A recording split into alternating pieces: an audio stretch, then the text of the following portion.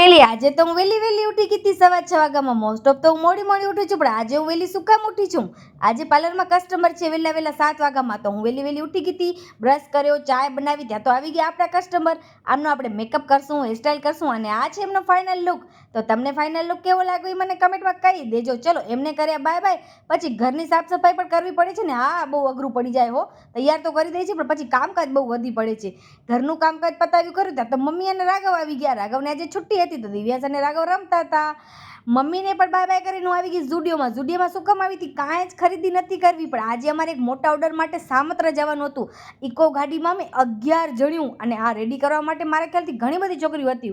તો બસ સામત્ર આવ્યા, પછી આ બધાને રેડી કરી. હું આવી રીતે ફર્સ્ટ ટાઈમ આવી છું, મોસ્ટ ઓફ આવી રીતે ઓર્ડરમાં નથી આવતી, પણ જ્યાં કાને માધાપુર શીખવા જતી હતી ને, મેડમે મને કોલ કર્યો, દિયા અમારી સાથે હાલીશ? મેં કીધું હાલો નવું શીખશું, નવું કાંઈક જાણશું. તો મેકઅપ હતો, હેરસ્ટાઈલ હતો, પણ મેં ખાલી હેરસ્ટાઈલ જ કરી છે.